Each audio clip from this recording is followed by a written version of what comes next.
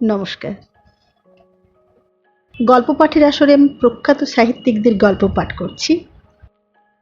কিছু আমার এবং কিছু আপনাদের পছন্দের গল্প। আজকে আমি পরশুরামের গল্পডালি থেকে একটি মজার গল্প পাঠ করব। পরিবেশনকালীন ভুল ত্রুটিগুলি নিজ গুণে ক্ষমা করবেন। পরশুরামের গল্প অর্থাৎ রাজশেখর বসুর গল্প ভরতের ঝুমঝুমে। ভরপুর মজা এবং হাসির গল্প, শুনতে থাকুন। পরশুরামের গল্প ভরতের ঝুমঝুমে।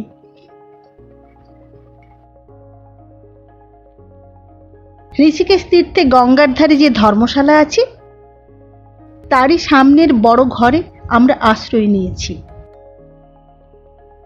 আমি, আমার মামাতো ভাই পুলিন আর তার 10 বছরের ছেলে পল্টু, তাছাড়া টহলরাম চাকর আর 4টে সাদা ইঁদুরও আছে। ইঁদুর আনতে আমাদের খুব আপত্তি ছিল, কিন্তু পল্টু বললে, বারে আমি সঙ্গে না নিলে এদের খাওয়াবে কে? বাড়ির 6টা বেড়ালেই তো এদের খেয়ে ফেলবে। যুক্তি অকাট্য। ইঁদুরের ভাড়াও লাগে না, সুতরাং সঙ্গে আনা হয়েছে। তারা রাত্রে একটা খাঁচার মতন বাক্সে বাস করে। দিনের বেলায় পল্টুর পকেটে বা মুঠোর মধ্যে থাকে, অথবা তার গায়ের উপর চড়ে বেড়ায়। সমস্ত সকাল টোটো করে বেরিয়েছি। এখন বেলা 11টা, প্রচন্ড খিদে পেয়েছে। চা তৈরির সরঞ্জাম আমরা সঙ্গে এনেছি, কিন্তু রান্নার কোনো জোগাড় নেই। তার হাঙ্গামা আমাদের পোষায় না।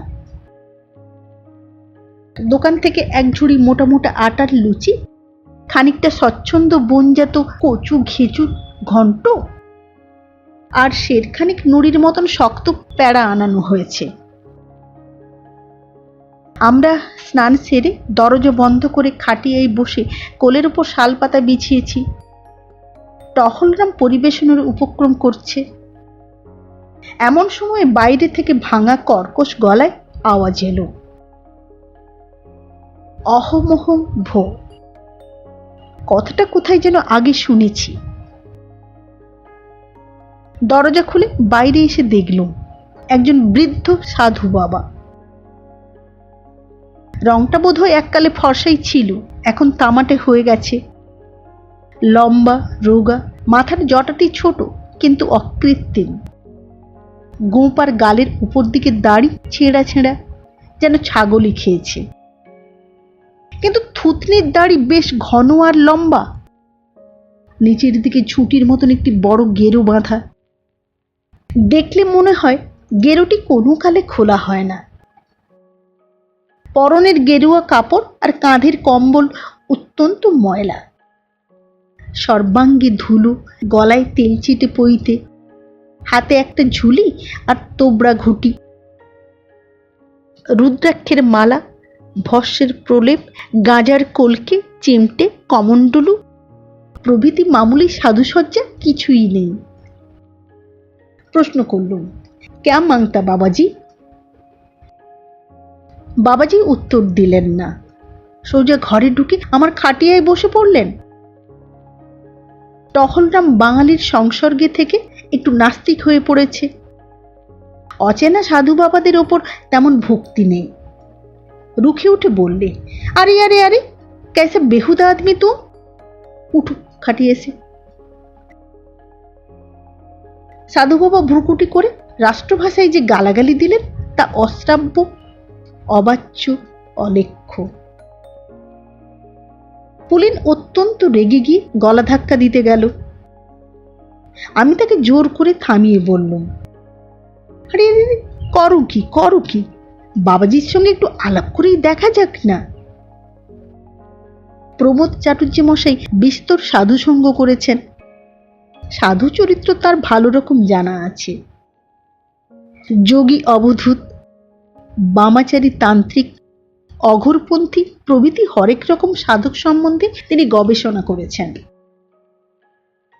তার লেখা থেকে এইটুকু বুঝেছি যে গরুর যেমন শিং সজারুর যেমন কাঁটা, খট্টাসের যেমন গন্ধ, তেমনি সিদ্ধ পুরুষদের আত্মরক্ষার উপায় গালাগালি। তাদের কটুবাক্যের চোটে অনধিকারী বাজে ভক্তরা ভেঙে পড়ে, শুধু নাছোড়বান্দা খাঁটি মুক্তিকামীরা রয়ে যায়। এই আগন্তুক সাধু বাবাটির মুখখিস্তির বহর দেখে মনে হলো নিশ্চয় এর মধ্যে বস্তু আছে। সবিনয় বলল, ক্যা মাংতা, হুকুম কিজিয়ে বাবা। বাবা বললেন, ভোজন মাংতা। আরে তোমরা তো দেখছি বাঙালি, বাংলাতেই বলো না ছাই। বাবাজির মুখে আমাদের মাতৃভাষা শুনে খুশি হয়ে বলল, এই তরকারি প্যাড়া আপনার চলবে কি? খুব চলবে, কিন্তু ওইটুকুতে কি হবে? আমি আছি, তোমরা 3 জন আছো, আর তোমাদের ওই রাক্ষস চাকরটা আছে, আরো সে 2 আনাও। টহলরামকে আবার বাজারে পাঠালু। পুলিনের পেশা ওকালতি, কিন্তু মক্কেল তেমন জোটে না, তাই বেচারা সুবিধে পেলেই যাকে তাকে সওয়াল করে শখ মিটিয়ে নেয়। বললে, আপনি বাঙালি ব্রাহ্মণ? সে খোঁজে তোমার দরকার কি? আমার সঙ্গে মেয়ের বিয়ে দেবে নাকি? আমার ভাষা সংস্কৃত, তবে তোমরা তা বুঝবে না, তাই বাংলা বলছি। আপনি কোন সম্প্রদায়ের সন্ন্যাসী? গিরি, পুরী, ভারতী, অরণ্য, না আর কিছু? ওসব অর্বাচীন দলের মধ্যে আমি নেই। আমার আদি আশ্রম ব্রহ্মলোক। আমি একজন ব্রহ্মর্ষি। নামটি জিজ্ঞাসা করতে পারি কি? বোবা যখন নও তখন না পারবে কেন, কিন্তু বিশ্বাস করতে পারবে কি? তোমরা তো পাষণ্ড নাস্তিক। আমি হচ্ছি মহামণি দুর্বাসা। কিছুক্ষণ হতভম্ব হয়ে থাকার পর প্রণিপাত করে আমি বললুম, ধন্য আমরা বাবা, ধন্য। চেহারা যেমনটি শুনেছি তেমনিই দেখছি বটে, কিন্তু লোকে যে আপনাকে অত্যন্ত বদরাগী বলে তা তো মনে হচ্ছে না। এই তো আমাদের সঙ্গে বেশ প্রসন্ন হয়ে কথা বলছেন। বদরাগী কেন হব? তবে এককালে আমার তেজ খুব বেশি ছিল বটে, কিন্তু সেই বজ্জাত মাগিটা আমার দফা সেরেছে। হাত জোড় করে বললুম, তপোধন, যদি গোপনীয় না হয় তবে কৃপা করে এই অধমদের কৌতূহল নিবৃত করুন। আপনি তো সত্য, ত্রেতা, দাপরের লোক। এই ঘোর কলিযুগে আমাদের মতন পাপীদের কাছে এলেন কি করে? পিতা অত্রি আমাকে স্বপ্নে দেখা দিয়ে বলেছেন, বৎস, তুমি ঋষিকেশ তীর্থে গঙ্গা তীরবর্তী ধর্মশালায় যাও, সেখানে তোমার সংকট মোচন হবে। আপনার আবার সংকট কি প্রভু? আপনি তো লোককে সংকটে ফেলেন। সব বলবো, কিন্তু আগে ভোজন সমাপ্ত হোক, তোমরাও খেয়ে নাও। পুলিন বললে, আপনি স্নান করবেন না? সে কোন কালে সেরেছি। ব্রাহ্ম মুহূর্তে গঙ্গায় একটি ডুব দিয়েছি, কিন্তু জটায় আর দাড়িতে যে বড্ড ময়লা লেগে রয়েছে প্রভু, একটু সাবান ঘষলে হতো না? গায়েও দেখছি ছারপোকা বিচরণ করছে। যদি অনুমতি দেন তো একটু ডিডিটি স্প্রে করে দিই, আমাদের সঙ্গেই আছে। খবরদার, খবরদার, ওসব করতে যেও না। গুটি কতক অসহায় প্রাণী যদি আমার গাত্রে বস্ত্রে আর জটায় আশ্রয় নিয়ে থাকে তো থাকুক না। তুমি তাদের তাড়াবে কেন? তুমি তাদের তাড়াবার কে? টহলরাম খাবার নিয়ে এলো। মহামণি দুর্বাসার আদেশে আমরা তার সঙ্গী খাটিয়ায় বসে ভোজন করলুম। ভোজনান্তে আমি সিগারেটের টিনটি এগিয়ে দিয়ে বললুম, প্রভু, এই জিনিস চলবে কি? এর চেয়ে উঁচু দরের ধূমোৎপাদক বস্তু তো আমাদের নেই। একটি সিগারেট তুলে নিয়ে দুর্বাসা বললেন, এতেই হবে। গঞ্জিকা আমার সয় না, বাতিক বৃদ্ধি হয়। কই, তোমরা ধূমপান করবে না? লজ্জায় জিভ কেটে বললুম, হে হে হে হে, আপনার সামনে কি তা পারি? ভণ্ডামি করো না। আমার সামনে একরাশ লুচি গিলতে বাঁধলো না, আর যত লজ্জা ধোঁয়ায়। নাও নাও নাও, টানতে আরম্ভ করো। অগত্যা পুলিন আর আমিও সিগারেট ধরালুম। শোনবার জন্য আমরা উদ্গ্রীব হয়ে অপেক্ষা করছি দেখে দুর্বাসা তার ইতিহাস আরম্ভ করলেন। শকুন্তলার কথা জানো তো? কালিদাস তার নাটকে লিখেছে। মেয়েটা আমার ডাকে সাড়া দেয়নি, তাই হঠাৎ রেগে গিয়ে তাকে অভিশাপ দিয়েছিলাম। তুমি যার কথা ভাবছো সে তোমাকে দেখলে চিনতে পারবে না। শকুন্তলা এমনি বেহুশ যে আমার কোনো কথাই তার কানে গেল না, কিন্তু তার এক সখী শুনতে পেয়েছিল। সে আমার কাছে এসে পায়ে ধরে অনেক কাকুতি মিনতি করলে। তার নাম অনসূয়া। আমার মায়েরও ওই নাম, তাই প্রসন্ন হয়ে অভিশাপ খুব হালকা করে দিলুম। কিন্তু সখীটা অতি কুটিলা। শকুন্তলার মা মেনকার কাছে গিয়ে আমার নামে লাগালো। এই ঘটনার পর প্রায় 10 মাস কেটে গেল। তখন আমি শিষ্যদের সঙ্গে গঙ্গোত্রীর নিকট বাস করছি। একদিন প্রাতঃকালে ভাগীরথী তীরে বসে আছি, এমন সময় একজন শিষ্য এসে জানালে একটি অপূর্ব রূপবতী নারী আমার সঙ্গে দেখা করতে চাচ্ছেন। বিরক্ত হয়ে বললুম, আহ, জ্বালাতন করলে! এখানেও রূপবতী নারী! নির্জনে একটু পরমার্থ চিন্তা করব, তারও ব্যাঘাত! কে এসেছে, পাঠিয়ে দাও এখানে। দেখেই চিনলুম মেনকা অপ্সরা।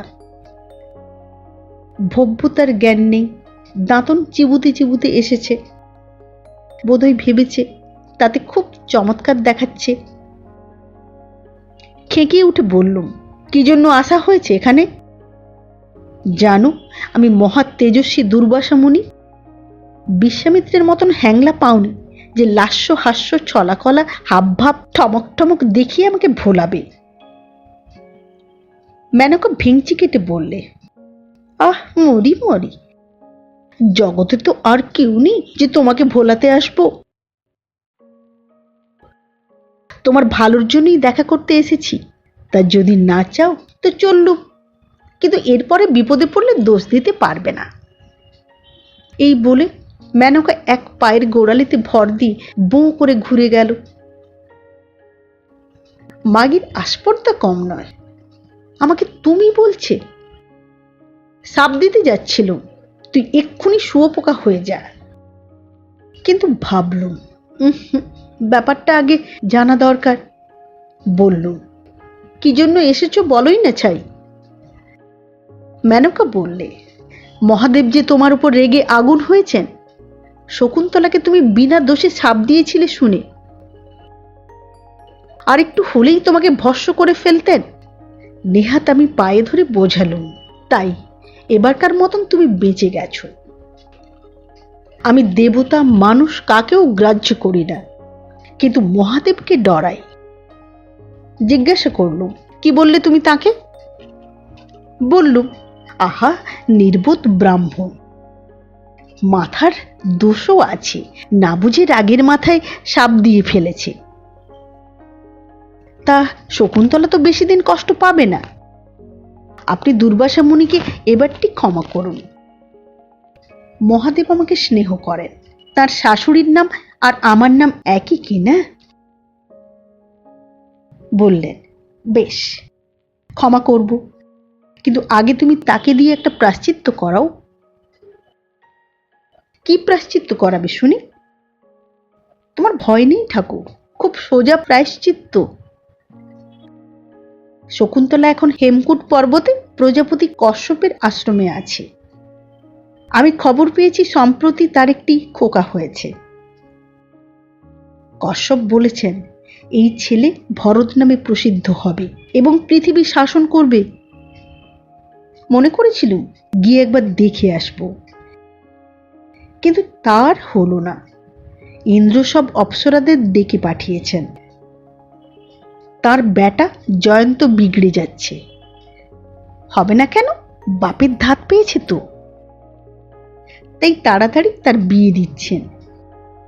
2 মাস ধরে অষ্টপ্রহর নৃত্য, গীত, পান, ভোজন চলবে। আজই আমাকে যেতে হবে। দেবতাদের 60 দিনে মানুষের 60 বৎসর। আমি যখন ফিরে আসব তখন শকুন্তলার ছেলে বুড়ো হয়ে যাবে। তাই তোমাকেই তার কাছে পাঠাতে চাই। আমি ভাবলুম এ তো কিছু শক্ত কাজ নয়। আমি যদি শকুন্তলার কাছে গিয়ে তাকে আর তার ছেলেকে আশীর্বাদ করে আসি, তবে দেখতে শুনতে ভালোই হবে। মেনকাকে বললুম, আমি যেতে রাজি আছি, কিন্তু প্রায়শ্চিত্তটা কি? সেখানে গিয়ে কি করতে হবে? একটি কাজের ভার নিয়ে তোমাকে যেতে হবে। এই ঝুমঝুমিটি খোকার হাতে দেবে আর আমার হয়ে তাকে একটু আদর করবে। কিন্তু তুমি বড় নোংরা। আগে ভালো করে হাত ধোবে, তারপর খোকার থুতনিতে ঠেকিয়ে আলগোছে একটি চুমু খাবে। আমি প্রশ্ন করলুম, সে আবার কিরকম? এই রকম আর কি। এই বলে মেনকা তার হাত আমার দাড়িতে ঠেকিয়ে মুখের কাছে এনে একটা শব্দ করলে। টু কি থু বুঝতে পারলুম না। তারপর বললে, এই না ঝুমঝুমি, খবরদার হারিও না যেন, তাহলে মজার টের পাবে। ঝুমঝুমিটা নিয়ে আমি বললাম, হারাবো কেন, খুব সাবধানে রাখবো।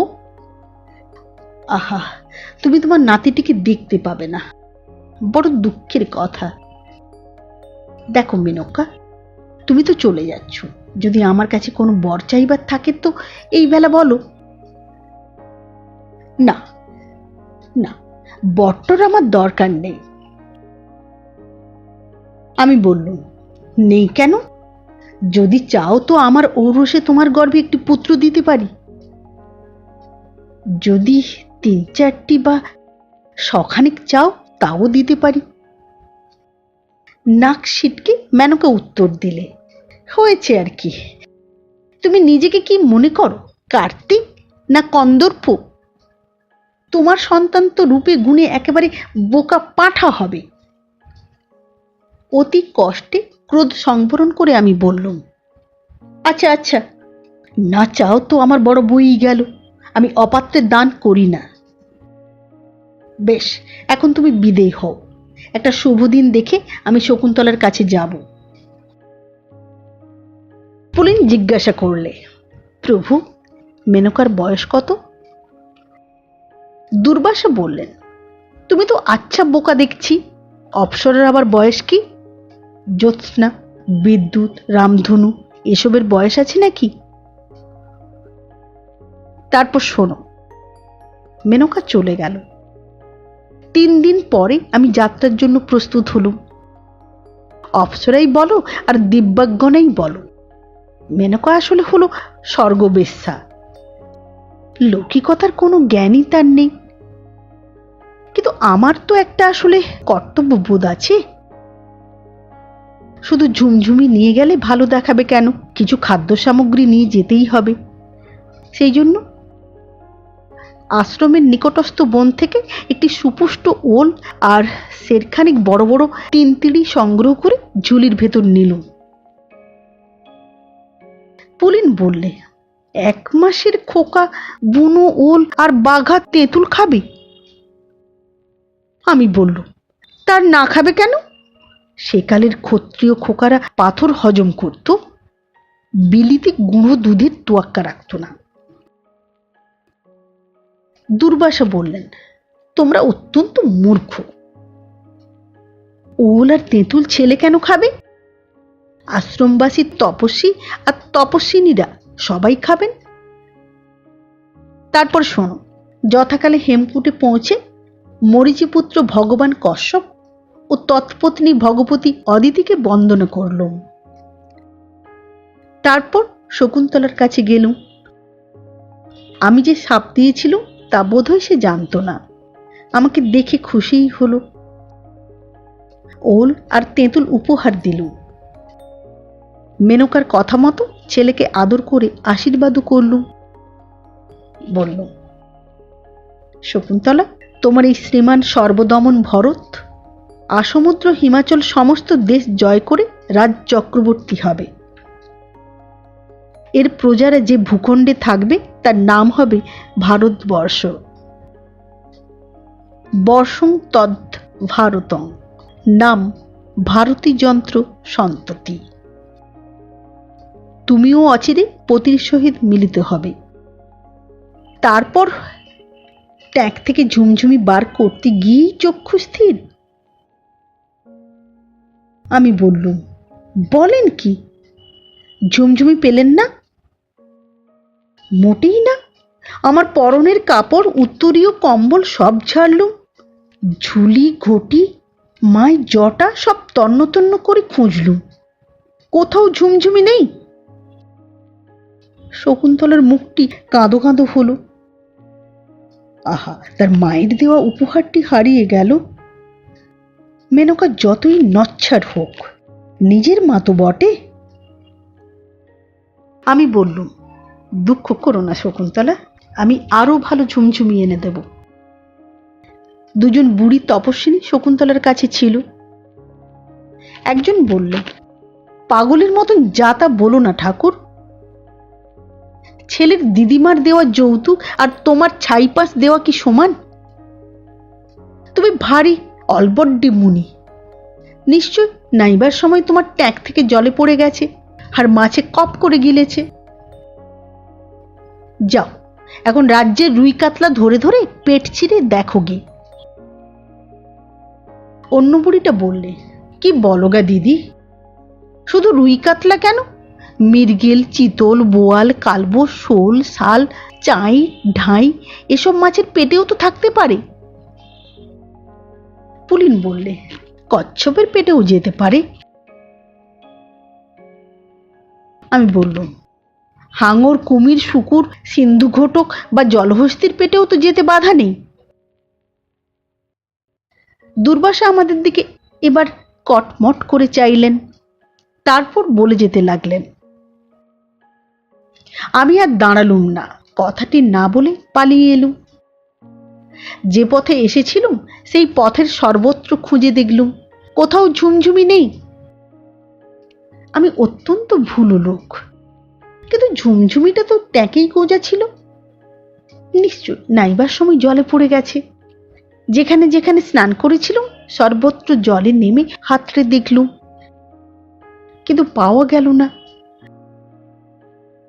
তাহলে বোধহয় রুই মাছেই গিলেছে, শকুন্তলার আংটির মতন। বোয়াল, কালবোস, চাই, ঢাইও হতে পারে। জেলেদের ডেকে ডেকে বললুম, ওরে, মাছের পেটে ঝুমঝুমি পেয়েছিস? বার করে দে, আশীর্বাদ করব। বেটারা বললে, মাছের পেটে ঝুমঝুমি থাকে না ঠাকুর, পটকা থাকে। এই বলে দাঁত বার করে হাসতে লাগলো। আমি অভিশাপ দিলুম, তোরা দেঁতো কুমির হয়ে যা, কিন্তু কোনো ফল হলো না। ও, মেনকার কথা রাখতে গিয়ে কি সংকটেই পড়েছি। ঝুমঝুমি তুচ্ছ জিনিস, কিন্তু প্রতিশ্রুতি রক্ষা না করা যে মহাপাপ। তারপর হাজার হাজার বছর কেটে গেছে, অসংখ্যবার অসংখ্য স্থানে খুঁজেছি, কিন্তু ঝুমঝুমি পাইনি। আমার আর শান্তি নেই, ব্রহ্মতেজ নেই, অভিশাপ দিলে ফলে না। আমি নির্বোধ ঢোঁড়া সাপ হয়ে গেছি, শিষ্যরা আমাকে ত্যাগ করেছে। আমি এখন ছন্ন ছাড়া হয়ে ফ্যা ফ্যা করে ঘুরে বেড়াচ্ছি।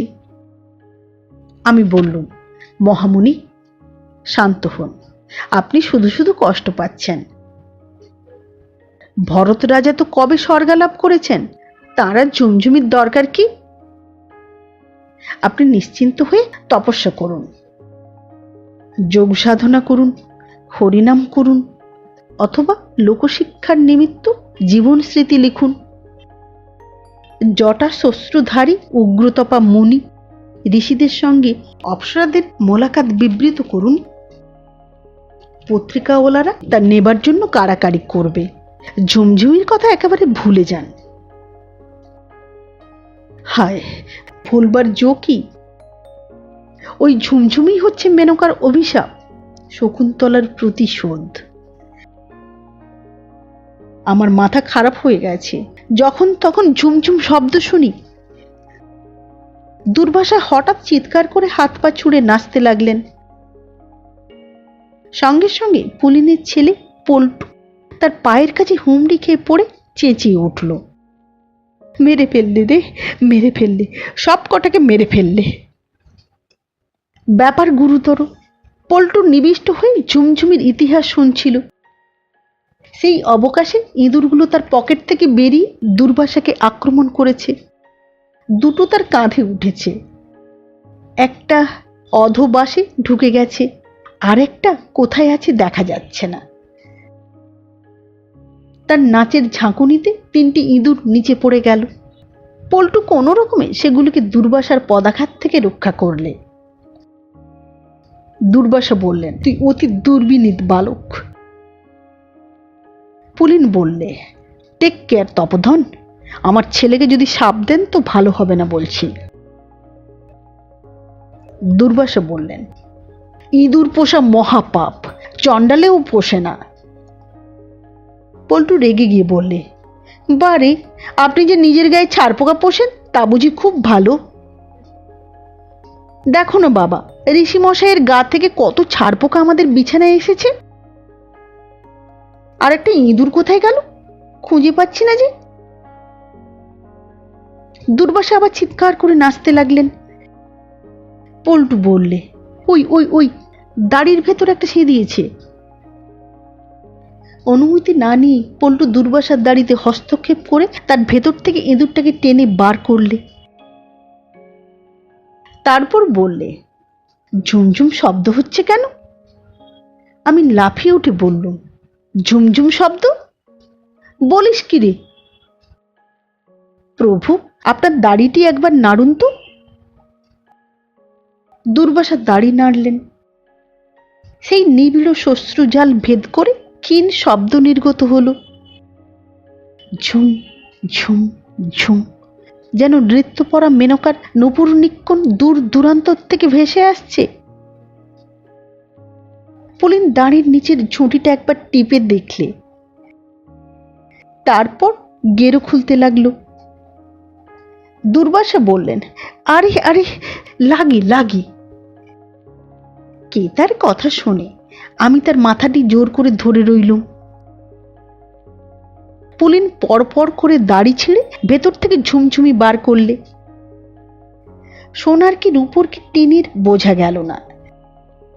ময়লায় কালো হয়ে গেছে, কিন্তু বাজছে ঠিক, ঝুম ঝুম ঝুম। পল্টু চুপি চুপি বললে, এক্স-রে করলে কোন কালে বেরিয়ে পড়তো নয় বাবা? পল্টুর অভিজ্ঞতা আছে। বছর 2 আগে সে একটা পয়সা গিলেছিল। দুর্বাসা একটি সুদীর্ঘ নিঃশ্বাস ছেড়ে বললেন, একেই বলে গেরোর ফের। ঝুমঝুমিটি যে যত্ন করে দাড়ির গেরোর মধ্যে গুঁজে রেখেছিলুম তা মনেই ছিল না। তারপর পল্টুর মাথায় হাত দিয়ে বললেন, বৎস, আমি আশীর্বাদ করছি তুমি রাজা হবে। আমি বললুম, ও আশীর্বাদ আর ফলবার উপায় নেই প্রভু। রাজাটা যা লোভ পেয়েছে, বরং এই আশীর্বাদ করুন যেন ও মন্ত্রী হতে পারে, অন্তত 5 বছরের জন্য। বেশ বেশ, সেই আশীর্বাদ করছি। কিন্তু রাজা না থাকলে রাজকার্য চলবে কি করে? আজকালটা চলে। আধুনিক বিজ্ঞান বলে যে কর্তা না থাকলেও ক্রিয়া নিষ্পন্ন হয়। দুর্বাসা বললেন, আমি এখন উঠি। যার জিনিস তাকে অর্পণ করে সত্তর দায়মুক্ত হয়ে ব্রহ্মলোকে যেতে চাই। অর্পণ করবেন কাকে? কেন, মহারাজ ভরতের বংশধর নেই? কেউ নেই। ভরতবংশ অর্থাৎ যুধিষ্ঠির পরীক্ষিতের বংশ লোপ পেয়েছে। তাদের যারা উত্তরাধিকারী, নন্দ, মৌর্য, শুঙ্গ, অন্ধ্র, গুপ্ত, তারপর পাঠান, মোগল, ইংরেজ, এরাও ফোর্থ হয়েছেন। ভারতের রাজ্য এখন দুভাগ হয়েছে, বড়টি ভারতীয় গণরাজ্য, ছোটটি ইসলামীয় পাকিস্তান। একজন চক্রবর্তী রাজা আছেন তো? এখন আর নেই। দুই রাজ্যে দুই রাষ্ট্রপতি বহাল হয়েছেন, একজন দিল্লিতে আর একজন করাচিতে থাকেন। আইন অনুসারে এরাই ভারতের স্থলাভিষিক্ত, সুতরাং ঝুমঝুমিটি এদেরই হক পাওনা। কিন্তু দেবেন কাকে? একজনকে দিলে আরেকজন ঘুষি বাগিয়ে বলবেন, লড়কে লেঙ্গে ঝুমঝুমা। দুর্বাসা ক্ষণকাল ধ্যানমগ্ন হয়ে রইলেন, তারপর মট করে ঝুমঝুমিটি ভেঙে ফেললেন।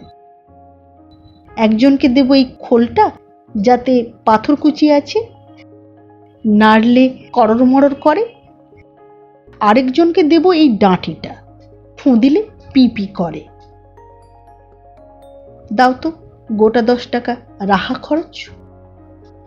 টাকা নিয়ে দুর্বাসা তাড়াতাড়ি চলে গেলেন। নমস্কার। ভরতের ঝুমঝুমি গল্পটি শোনালাম। ভালো লাগলে চ্যানেলটি লাইক করুন, সাবস্ক্রাইব করুন, শেয়ার করুন। আবার দেখা হবে আগামী পর্বে একটি নতুন গল্প নিয়ে। আজকের মতো নমস্কার।